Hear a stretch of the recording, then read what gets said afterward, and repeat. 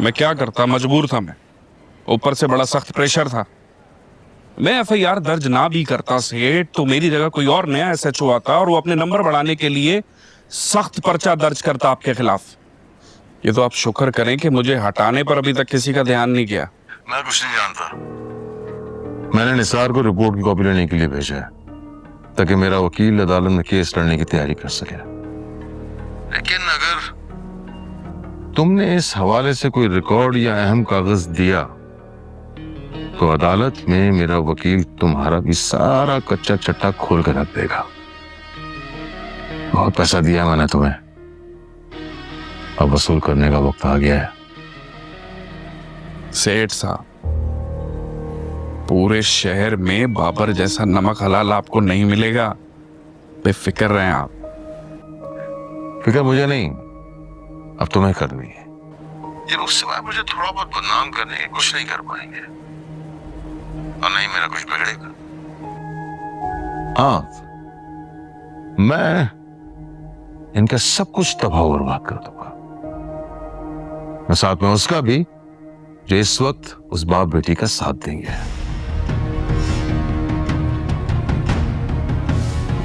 जंग का आगाज हो गया, अब अंजाम देखना। सर, ये सेठ को समझाओ, क्या हो गया सेठ को? ये होश से काम लेने का वक्त है, जोश से नहीं। सेठ दाऊद इस वक्त बहुत बिखरा हुआ है।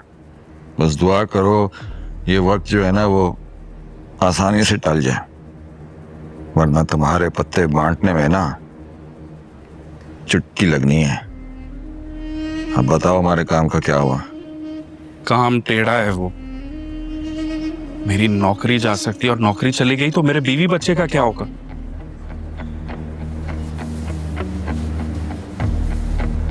जितनी तुम्हारी नौकरी बाकी रह गई है और जो बाद में तुमने सारी उम्र अयाशी करनी है, उतने पैसे तो मिल रहे हैं ना, फिर क्या फिक्र है? बेईमानी का काम तो ईमानदारी से कर लो यार। मगर उस लड़की को इस वक्त बदनाम करना आसान नहीं है। मैं फिर भी देखता हूं। और तुम अपना वो सोशल मीडिया, क्या है वो अखबार वाला, वो तुम देखो, इधर का यहां मैं संभालता हूं। उसकी फिक्र ना करो, एकदम ओके हो जाएगा।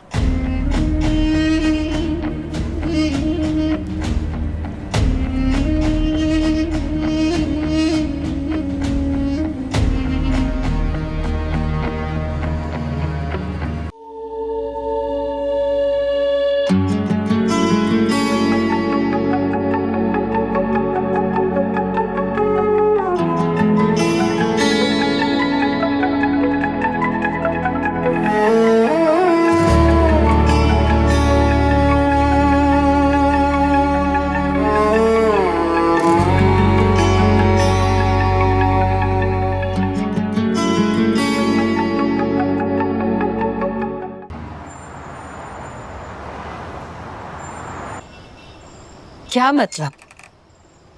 मैं तो समझी थी अब हमारी मुसीबतों के आफतों के दिन खत्म हो गए, आप घर आ गए, कानून ने अपना रास्ता इख्तियार कर लिया। अब क्या बाकी रह गया असलम? आपसे क्या कहा आज वकील ने? मूसा इतने आराम से हार मानने वाला मुझसे नहीं है। माना कि पुलिस ने हमारी दरखास्त पर उसके खिलाफ एफआईआर दर्ज कर ली है, लेकिन ये तो भी पहला मरहला है। मूसा अपनी इस बेइज्जती का बदला जरूर लेगा और अपनी नेक नामी और शराफत को साबित करने की हर मुमकिन कोशिश करेगा। उसकी इस शहर में बड़ी पहुंच है, वकीलों की कितनी बड़ी फौज उसके पीछे खड़ी है जो आखिरी वक्त तक उसकी लड़ेगी। अब आप ठीक कह रहे हैं, वो हमें जरूर प्रेशराइज करेंगे, लेकिन हमें बहुत मोहतात रहना होगा। शुक्र है शहर के आला अफसर और पुलिस हमारे साथ हैं इस दफा।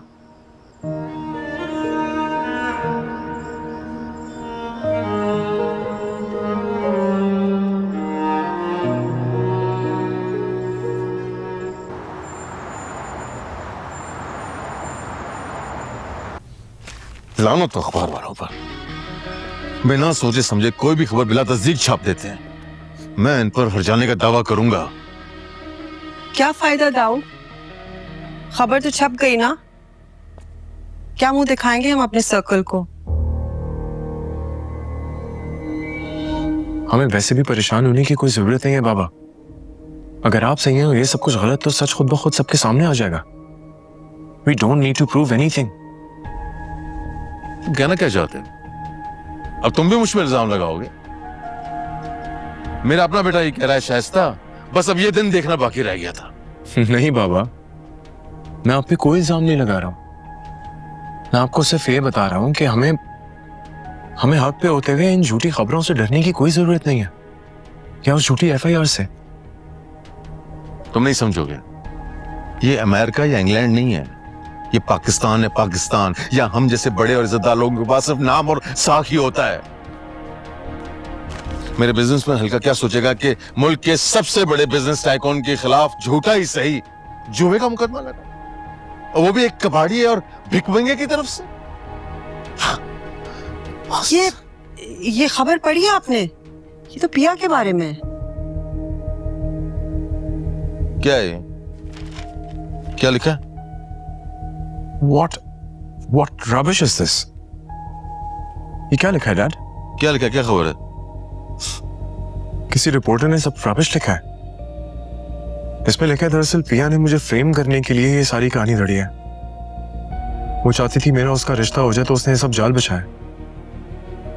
इनकार होने पे उसने एक बहुत बड़ी रकम मांगी, फिर इनकार होने पे उसने हम पे FIR कटवा दी। वो अकेली नहीं है, आपका बावफा साथी सामन उसके साथ है। वही उसको इस खेल में तैयार कर रहा है, और सामन बेसिकली आपकी मुखालिफ पार्टी के हाथों बिक भी चुका है। इसमें और बहुत कुछ लिखा है, उन दोनों के रिश्ते के बारे में, पिया के किरदार के बारे में। What rubbish is this, Dad? ये सब क्या लिखा है? कहते हैं सच छुपाए नहीं छुपता, एक दिन हकीकत सामने आ ही जाती है। सारा शहर जानता है कि सावल हमारे खिलाफ हो चुका है। कासिम ग्रुप वालों ने काफी माल खर्च किया है। अब आहिस्ता आहिस्ता मुझे खेल समझ में आ रहा है, ये सब उनका प्लान था। नहीं डैड, ये सब कुछ पिया की किरदार कशी करने के लिए हो रहा है, और ये सब कुछ बहुत गंदा है। और जो कोई भी इसके पीछे है ना डैड, मैं उसको नहीं छोड़ूंगा। पिया की वीडियो। इंडस्ट्रियलिस्ट बिल्डर सेठ दाऊद के खिलाफ FIR काट दी गई। आजकल ये खबर चारों तरफ फैली हुई है। असल में ये मामला है क्या? ये स्क्रीन पे जो आप हसीन और मासूम पिया असलम की तस्वीर देख रहे हैं, असल में इतनी मासूम है नहीं। एक बहुत बड़ी यूनिवर्सिटी में आर्किटेक्ट पढ़ रही है, और उसी यूनिवर्सिटी में सेठ दाऊद के बेटे आलियार भी पढ़ रहे हैं। इन दोनों की आपस में दोस्ती हो जाती है, तो आप भी अपने आप को उस लेवल पे आगे सोच रहे होते, लेकिन हकीकत ऐसी नहीं है। क्योंकि पिया असलम के वालिद साहब एक बहुत ही छोटे से मैकेनिक हैं मिस्त्री मार्केट में, और दिन रात मेहनत करके अपनी बेटी को बेचारे को पढ़ाते हैं। और बेटी क्या गुल खिला रही है, ये अब मैं आपको बताता चलूं।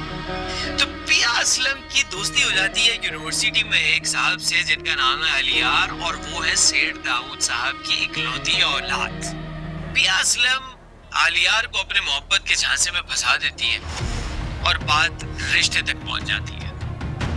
जब बात रिश्ते तक पहुंचती है तो फैमिलीज भी इन्वॉल्व हो जाती है। हाँ भाई, क्या हो रहा है? टीपू भाई, हाँ ये देखें।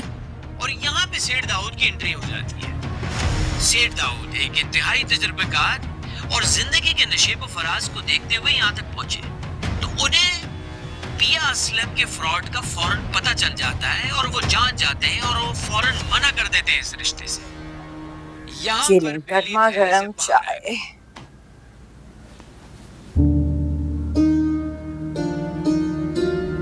क्या हुआ अब्बा, सब ठीक तो है ना? दुश्मन का जर फाला होना दुश्मनी में बहुत मानी रखता है। एक कम ज़र्फ से और क्या तवक्को रखेंगे? क्या मतलब?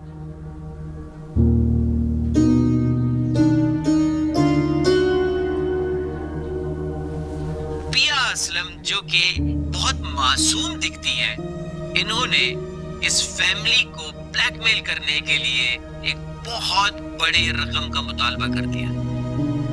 सेठ दाऊद को पता था कि वो गलत नहीं है, ना उनके बेटे गलत हैं, तो उन्होंने रकम देने से साफ इनकार कर दिया। और यहाँ बात आ जाती है एफआईआर के ऊपर और सेठ दाऊद के खिलाफ एफआईआर कट जाती है। यहाँ पे एक बहुत ही अहम किरदार आता है सावल का। स्क्रीन पे आप इनकी तस्वीर देख रहे होंगे। सावल असल में है कौन? सावल सेठ दाऊद के उन खास लोगों में से एक बंदा था जिन पर सेठ दाऊद को अंधा एतमाद था। लेकिन ये आस्तीन का सांप पिया के साथ मिलकर सेठ दाऊद के खिलाफ साजिश रचने में सबसे आगे है। और अगर मैं ये कहूं कि वो सावल ही है जिसने पिया को तैयार किया ये सारी साजिश रचाने के लिए, क्योंकि सावल सेठ दाऊद की मुखालिफ पार्टियों के साथ मिलकर ये सारा ड्रामा रचा रहा है। शायद मुझसे बहुत बड़ी रकम वसूल कर चुका है। इस तरह की और अपडेट्स के लिए आप हमारे चैनल को सब्सक्राइब करें और बेल के आइकन को क्लिक करना मत भूलिएगा। रऊफ कनाडा से आपसे चाहता है इजाजत। अल्लाह हाफिज।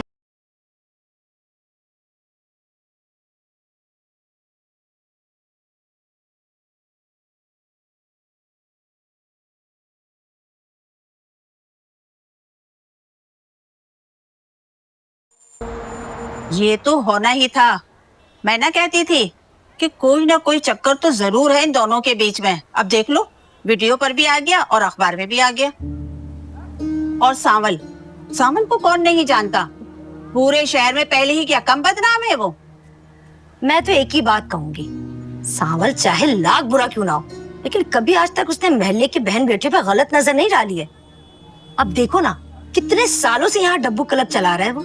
कि मैंने तो कभी आज तक कोई गलत बात ना देखी है और ना कभी सुनी है उसके खिलाफ, और ना ही ये बाप बेटी ऐसे वैसे हैं। तो भाई मैं थोड़ी कह रही हूँ, ये बात तो सारा जमाना कह रहा है।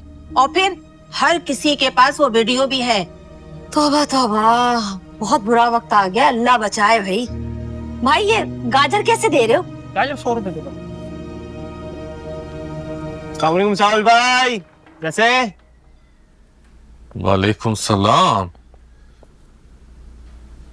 सेटिंग के बाद कैसी खुशी देख रहे हैं चेहरे पे।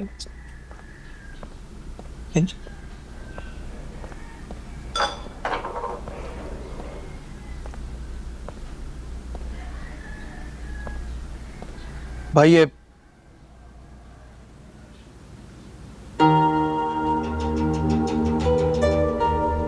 सावल सेठ दाऊद के उन खास लोगों में से एक बंदा था जिन पर सेठ दाऊद को अंधा एतमाद था। लेकिन ये आस्तीन का सांप पिया के साथ मिलकर सेठ दाऊद के खिलाफ साजिश रचने में सबसे आगे है। और अगर मैं ये कहूं कि वो सावल ही है जिसने पिया को तैयार किया ये सारी साजिश रचाने के लिए, क्योंकि सावल इस वक्त सेठ दाऊद की मुखालिफ पार्टी के साथ मिलकर सेठ दाऊद के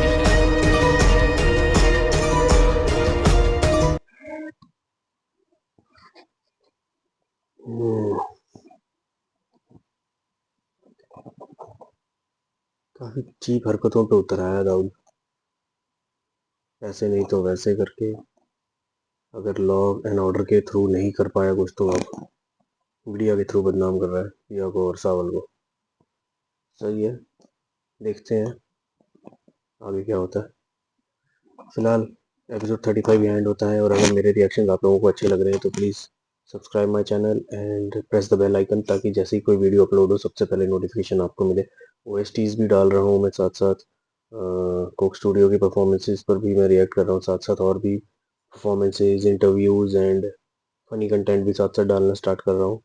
तो काफ़ी अपडेटेड मज़ेदार कंटेंट आने वाला है, तो स्टे ट्यून एंड ऐसे अपना प्यार दिखाते रहिए कमेंट सेक्शन में। मिलते हैं फिर अगले एपिसोड में।